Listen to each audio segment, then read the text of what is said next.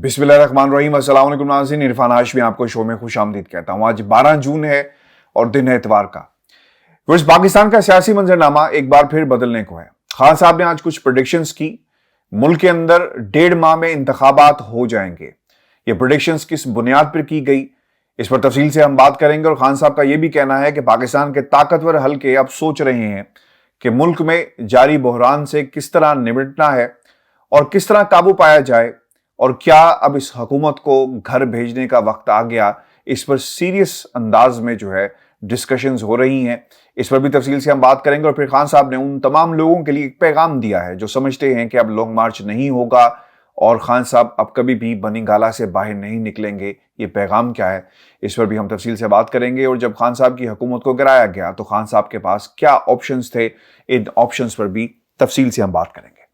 फिर आपको बताते चलें, इमरान खान से बहुत सारे लोगों की मुलाकात होती है और इन मुलाकातों का बुनियादी मकसद ये होता है कि इस वक्त जो मुल्क का सियासी मंजरनामा है, अगर न्यूक्लियस कहा जाए तो वो बनी गाला बन चुका है। तमाम लोग बनी गाला की तरफ देख रहे हैं, तमाम लोग इमरान खान की तरफ देख रहे हैं। 13-14 जमातों की हुकूमत, तो अपोजिशन में सिर्फ पाकिस्तान तहरीक इंसाफ है, चाहे वो मुनहरिफ अराकीन हो या खान साहब खुद हो। और किस तरह इनको काउंटर करना है, इनकी पॉलिसीज को किस तरह काउंटर करना है, इनके 4 सालों के खिलाफ एक महाज कैसे क्रिएट करना है, इस वक्त पूरी की पूरी हुकूमत और 13-14 जमातों के मुशीर वुज़रा इस वक्त ये काम कर रहे हैं। अब इस पॉइंट के ऊपर खान साहब क्या सोच रहे हैं, ये बहुत ही इंपॉर्टेंट चीज है। तहरीक इंसाफ की हिकमत अमली क्या होगी और आने वाले दिनों में इस्टेब्लिशमेंट से किस तरह डील किया जाएगा, अगर वहां से कोई पैगाम आता है तो हिकमत अमली क्या होगी। ये तमाम खबरें बनी गाला से बाहर निकलती हैं, लोगों की मुलाकातें होती रहती हैं और खान साहब उन मुलाकातों के अंदर हिंट्स देते हैं, प्रिडिक्ट करते हैं। अपनी हुकूमत गिराने वाले किरदारों को भी उन्होंने बेनकाब किया और आहिस्ता आहिस्ता उनका बयानिया जोर पकड़ रहा है। निजी महफिलों के अंदर नवाज शरीफ साहब ये मुतअद्दिद बार कहते हुए नजर आए कि इंपोर्टेड हुकूमत का लाना, मरासले का जिक्र, हैंडलर्स की बात सच्ची है या झूठी है, ये कलैदा बात है, लेकिन ये बयानिया बिक रहा है। और इस बयानिए से पाकिस्तान मुस्लिम लीग नून भी परेशान है, पाकिस्तान पीपल्स पार्टी भी परेशान है और इन्होंने कुछ फैसले भी किए हैं जो आगे चलकर मैं आपके सामने रखूंगा। लेकिन खान साहब की मुलाकातें लोगों से, सहाफियों से होती हैं, अपनी हिकमत अमली और पैगाम जिस जिसको देना होता है वो दे देते हैं। खान साहब ने आज जो पहला पैगाम दिया है वो पाकिस्तान की कौम के नाम है। और खान साहब ये कहते हैं कि मैं मुल्क के अंदर 1.5 माह में इंतखाबात होते हुए देख रहा हूं। व्यूअर्स, अब 2 सवाल पैदा होते हैं, क्या खान साहब को कोई एश्योरेंसेस दिलवाई गई हैं पाकिस्तान के ताकतवर हल्कों की तरफ से, या फिर मुल्क के जो हालात हैं जिसमें कोई किसी के साथ चलने को तैयार नहीं है, इस बुनियाद के ऊपर खान साहब ने यह बात की। व्यूअर्स, आपको याद रखना होगा, लॉन्ग मार्च के दौरान एक खबर छपी और इस खबर के तनाजुर में, जैसे हमने 2 टोक में बड़ी डिटेल के साथ डिस्कस भी किया, कि एक जज एक बिजनेस कम्युनिटी के एक बड़े फर्द ने और फिर एक रिटायर्ड फौजी के जरिए ये खान साहब को पैगाम भेजा गया कि हम मुल्क के अंदर बहुत जल्दी इंतखाबात करवाएंगे, आप पीछे हट जाएं और अपने लॉन्ग मार्च को खत्म कर दें। और फिर लॉन्ग मार्च खत्म हो जाता है।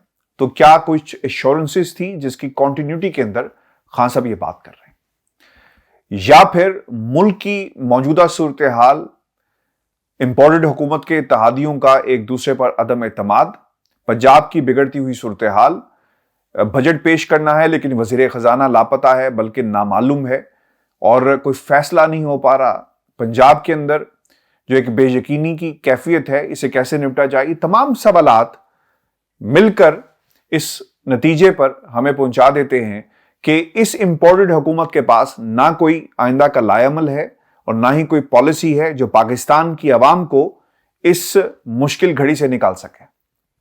खान साहब के पास एश्योरेंसेस भी बार बार जा रही हैं, खान साहब को पैगामात भी दिए गए कि रास्ते खुले रखें, बातचीत होनी चाहिए, शाह महमूद कुरैशी के जरिए, मिनिस्टर्स के जरिए।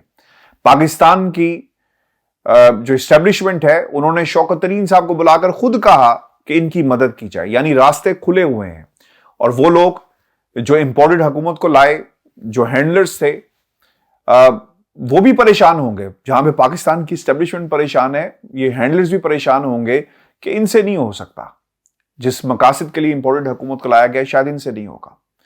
خان صاحب نے ملک کی بگڑتی صورتحال کے پیش نظر جو حالات پیدا ہوئے بجٹ کے بعد, جس طرح کرٹیسائز کیا جا رہا ہے, جس طرح تیل جو رشیا سے خریدا جا سکتا ہے خرید نہیں رہی یہ حکومت, جس طرح عام آدمی کو تنگ کیا گیا اس بجٹ کی شکل کے اندر اور مہنگائی کا پہاڑ توڑ دیا گیا اور عوام کو جینا جو ہے اس کا محال کر دیا گیا, اس تناظر میں خان صاحب نے یہ بات کہی کہ یہ حکومت اب زیادہ دیر نہیں چل سکتی.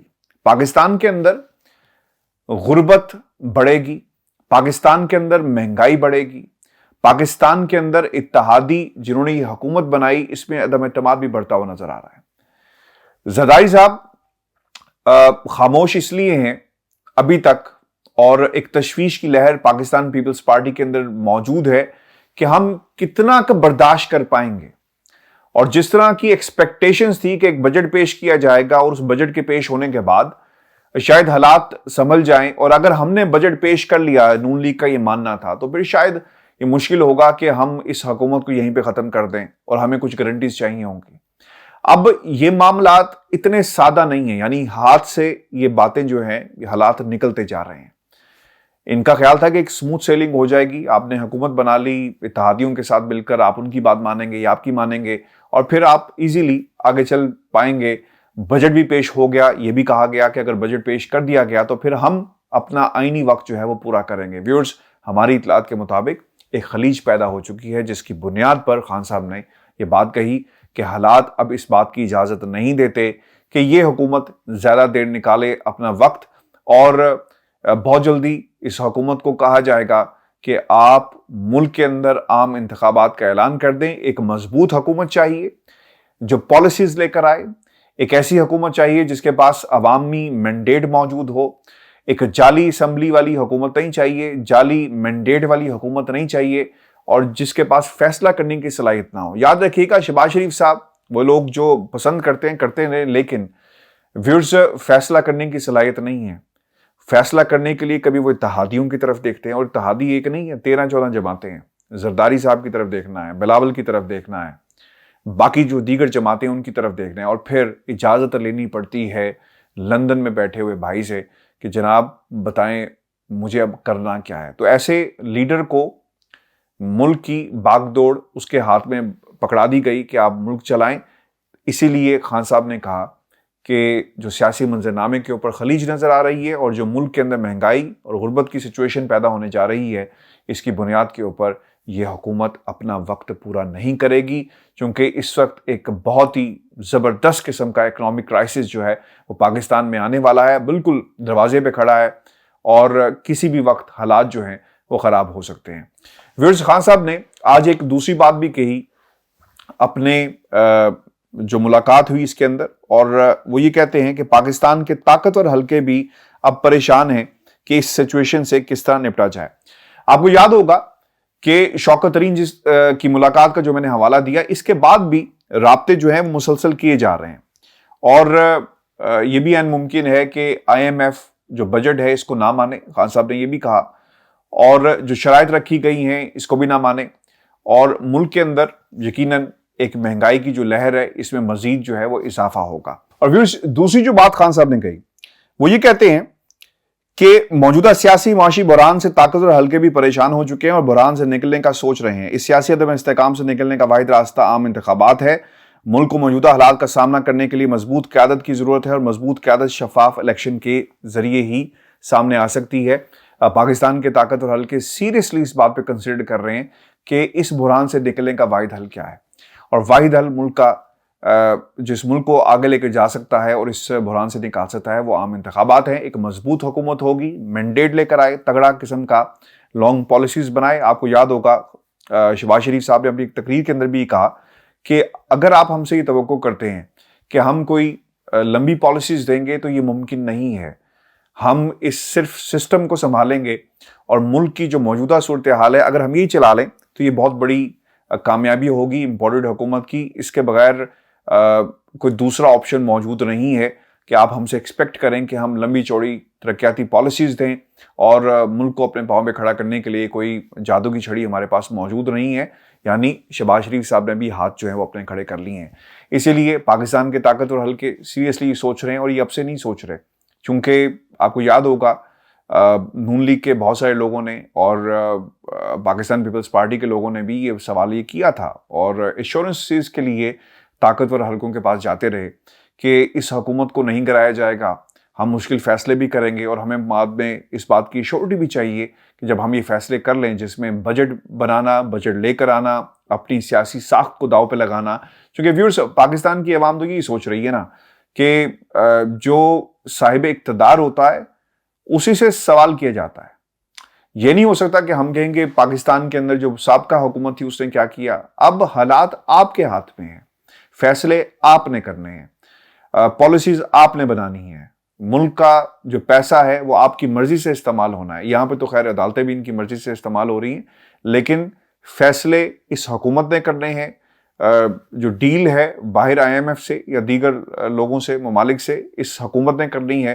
اور اسی بنیاد کے اوپر ہم بار بار یہ کہہ رہے ہیں کہ آپ دیر کس بات کی کر رہے ہیں, رشیا سے تیل خریدیں اور پاکستان کے جو حالات ہیں اور یہ جو پیسہ جس طرح اس میں ڈی ویلیو ہو رہا ہے اس کو روکا جا سکتا ہے. اور پٹرول سستا ہوگا تو اس کا امپیکٹ جو ہے پاکستان کی دیگر چیزوں کے اوپر بھی پڑے گا, لیکن حکومت کوئی فیصلہ نہیں کر پا رہی. ویورز ایک اور جو بات خان صاحب نے کہی کہ بعض لوگ یہ سوچ رہے ہیں کہ شاید میں واپس نہیں آؤں گا, یعنی لانگ مارچ, تو ان کی بھی یہ خام خیالی ہے. صرف اور صرف سپریم کورٹ آف پاکستان کی طرف دیکھا جا رہا ہے. جب یہ فیصلہ ہو جائے گا سپریم کورٹ آف پاکستان کی طرف سے موڈیلٹیز طے کر دی جائیں گی, حکم دے دیا جائے گا اور کہہ دیا جائے گا کہ کس قسم کا لانگ مارچ کرنا ہے, تو اس کے بعد یقیناً خان صاحب اپنے لانگ مارچ کا دوبارہ آغاز کریں گے. اور میں آپ کو ایک بات بتا دوں, انفارمیشن کی بنیاد پہ کہہ رہا ہوں کہ اب یہ لانگ مارچ ویسا نہیں ہوگا جس طرح پہلا ہوا, بلکہ خان صاحب پوری تیاری کے ساتھ آ رہے ہیں. اور خان صاحب نے لانگ مارچ کو کامیاب بنانے کے لیے مختلف کمیٹیز تشکیل دی ہیں, اور اگر سپریم کورٹ پاکستان کی طرف سے کوئی فیصلہ ایسا آتا ہے جس میں اجازت نہیں دی جاتی تو پھر ایک کیا حکمت عملی ہوگی, اس کے اوپر بھی بات چیت جو ہے وہ پارٹی کی سطح پر جاری ہے اور باقاعدہ مشاورت جو ہے وہ کی جا رہی ہے. آج دوسری جو بات خان صاحب نے کہی وہ الیکشن کمیشن آف پاکستان کے حوالے سے تھی. ہم متعدد بار یہ بات پہلے بھی کہہ چکے ہیں کہ اپنی مرضی کے لوگوں کو تعینات کیا جا رہا ہے, پولیس میں تبادلے ہو رہے ہیں, کیونکہ اگر الیکشن قریب آ گئے تو اس وقت چیزوں کو اتنا زیادہ اگر اوپر نیچے کیا جاتا ہے تو اس کا امپیکٹ زیادہ نہ پڑے, اور وہ لوگ جو ان کی مرضی سے لگائے گئے ہیں وہ یقیناً ان کی مرضی کے فیصلے جو ہیں وہ کروائیں گے. تو اس طرح بھی ویورز سے کام کیا جا رہا ہے. اور سب سے امپورٹنٹ بات جو بہت ہی حیرت انگیز ہے, اور خان صاحب نے بہت پہلے یہ بات کہی تھی کہ اگر ملک کی معیشت نیچے گئی تو اس کا امپیکٹ پاکستان کی فورس کے اوپر بھی پڑے گا. اور پھر یہ کچھ ٹکرز کی شکل کے اندر انفارمیشن پاکستان کے طاقتور حلقوں کی طرف سے شیئر کیے گئے, اور اس میں لکھا گیا کہ وداؤٹ ایٹریبیوشن, کہ آپ نے کسی سے منسوب نہیں کرنا اور اسے آپ نے چلانا ہے. اب پاکستان کی طاقتور حلقوں نے کیا فیصلہ کیا, جس کی طرف خان صاحب نے اشارہ بھی کیا کہ وہ بھی پریشان ہیں کہ کس طرح اس معاشی بحران سے نکلا جا سکے. اور جو بات کہی تھی کہ اگر معیشت گرے گی تو اس کا امپیکٹ پاکستان کی فوج کے اوپر بھی پڑے گا, تو ویورز اب امپیکٹ پڑنا شروع ہو گیا. اور جو ٹکرز کی شکل کے اندر فیصلہ کیا گیا, جو لکھوایا گیا ہے اور میڈیا کے اوپر چلا بھی, معیشت کے استحکام کے لیے مسلح افواج کا ایک بار پھر بڑا فیصلہ. ملک میں درپیش چیلنجز اور شرح مہنگائی کے باوجود پاک فوج نے اپنی حربی صلاحیتوں میں کسی قسم کی کمی نہیں آنے دی اور دستیاب وسائل میں ملک کی دفاع اور سلامتی کو یقین بنانے کا عزم. رواں مالی سال مسلح افواج نے پچھلے 2 سالوں کی طرح اس سال بھی بجٹ کی مد میں کسی اضافی فنڈ کی ڈیمانڈ نہیں کی. معیشت کے استحکام کے لیے مسلح افواج نے بڑے فیصلے کیے, جن میں مختلف ایریاز میں اپنی عمومی اخراجات کو کم کرنے کا فیصلہ کیا ہے. یوٹیلیٹی بلز کی مد میں اپنے اخراجات کو مزید محدود کر دیا ہے. ڈیزل اور پیٹرول کی خصوصی بچت کے لیے دورس اقدامات کیے گئے. جمعے کا دن پوری فوج میں ڈرائی ڈے ہوگا. سوائے ایمرجنسی کے کوئی بھی سرکاری ٹرانسپورٹ نہیں چلے گی. بڑی تربیتی مشقوں اور ٹریننگ کے لیے دور دراز علاقوں میں جانے کے بجائے کنٹونمنٹس کے قریب چھوٹے پیمانے پر ٹریننگ کا فیصلہ کیا گیا. غیر ضروری نقل و حرکت میں کمی اور جدید ٹیکنالوجی کا استعمال کرتے ہوئے کانفرنسز اور دیگر اہم امور کے لیے آن لائن کام کرنے کا فیصلہ کیا گیا، جس سے قومی خزانے کی بچت ہوگی۔ زر مبادلہ کے ذخائر کی بچت کی مد میں عسکری ساز و سامان کی خریداری کے لیے کئی معاہدوں کو مقامی کرنسی میں عمل میں لایا گیا ہے۔ اس کے علاوہ پاک آرمی نے گزشتہ مالی سال میں کورونا کی مد میں الاٹ کی گئی رقم میں سے 6 ارب روپے بچا کر حکومت کو واپس کیے۔ اس کے ساتھ ساتھ عسکری ساز و سامان کی خریداری کے لیے پچھلے بجٹ میں بھی الاٹ کی گئی رقم سے تقریباً 3.5 ارب روپے بچا کر قومی خزانے میں واپس جمع کروائے۔